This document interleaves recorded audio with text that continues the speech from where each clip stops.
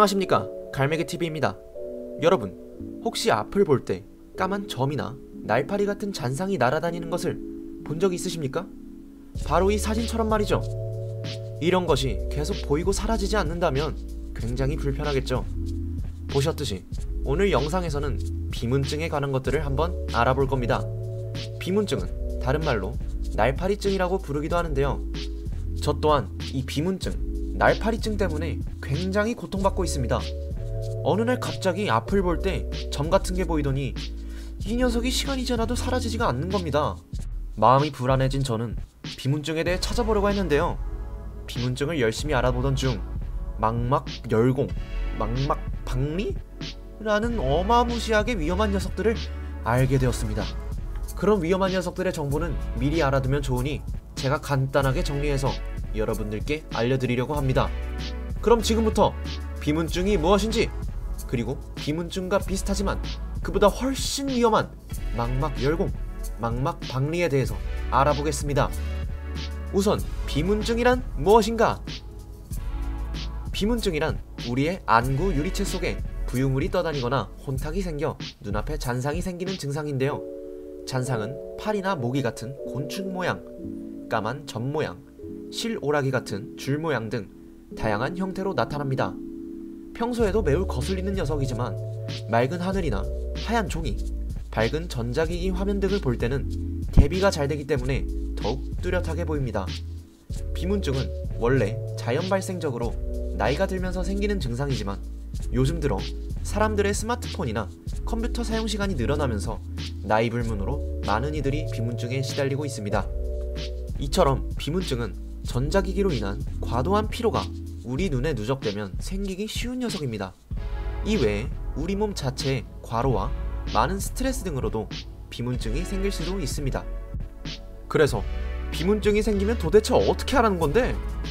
바로 어두운 곳에서 전자기기 사용하지 않기, 전자기기 사용시간 줄이기 등이 있지만 역시 가장 좋은 방법은 병원에 가서 진단을 받는 거겠죠. 가끔 인터넷이나 주변 사람들이 야, 그냥 무시하고 지내면 괜찮을 거야 라고 말하는데 이는 굉장히 위험한 행동입니다. 그 증상이 비문증이 아닌 다른 우리 눈에 매우 치명적인 것일 수도 있기 때문이죠. 아무것도 아닌 것을 여기고 가만히 방치한 상태로 같은 생활을 계속했다가는 망막열공, 최악의 경우 열공성 망막박리로 인해 시력 저하 그리고 실명까지도 이를 수 있습니다. 드디어 나왔네요. 망막열공, 망막박리. 이 둘은 꼭 알아둬야 할 것들입니다.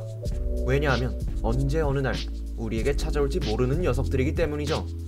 먼저 망막열공은 우리 눈에 망막이 찢어져 구멍이 생기는 것을 말합니다.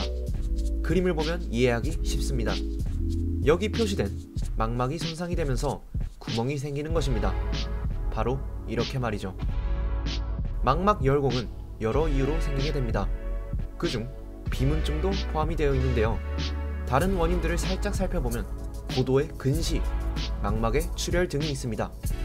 망막열공의 증상은 비문증과 매우 비슷합니다.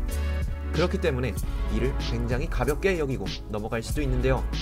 하지만 시간이 지나면 비문증과 비슷하게 보였던 잔상들이 일상생활에 어려움을 줄 정도로 진해지거나 개수가 많아집니다. 망막열공 같은 경우에는 레이저 시술로 치료가 가능하지만 더 악화가 되어 뒤에 나오는 망막박리가 진행되면 레이저 시술이 불가능해집니다. 이 그림을 계속 보시면 망막박리도 표시되어 있는데요. 망막열공의 진단이 늦어지면 바로 이 망막박리 단계가 진행이 됩니다. 다음 사진을 보면서 간단히 설명드리겠습니다. 망막열공으로 인해 생긴 구멍을 통해 유리체가 망막 밖으로 흘러나가면서 망막과 공막 사이에 공간이 생깁니다. 유리체가 지속적으로 흘러나가면서 망막이 점점 벗겨져 나가는 것이 바로 열공성 망막박리입니다. 열공성 망막박리까지 진행이 된 상태라면 앞서 말했듯이 레이저 시술은 불가능하고 큰 수술로 이어지게 됩니다. 망막박리의 경우는 시력에 매우 큰 영향을 미치기 때문에 수술 후에도 시력 회복에 문제가 있을 수 있습니다. 애초에 눈앞에 까만 점들이 굉장히 많다는 것만 생각해도 굉장히 소름 끼치는데 수술을 해도 시력에까지 문제가 있다니 망막박리, 정말 무서운 것 같네요. 현재 제가 겪고 있는 증상이 제발 비문증에서 그쳐야 되는데 저도 어서 병원에 가서 의사 선생님 좀 뵙고 와야겠습니다. 이렇듯 비문증과 증상이 비슷한 두 개의 매우 위험한 것들을 알아보았습니다. 앞서 말한 비문증, 망막열공, 그리고 망막박리, 이 세 가지는 충분히 예방을 할 수 있는 것들입니다. 그럼 예방법엔 무엇이 있을까? 매우 간단한 예방법 몇 가지 지금부터 알려드리겠습니다.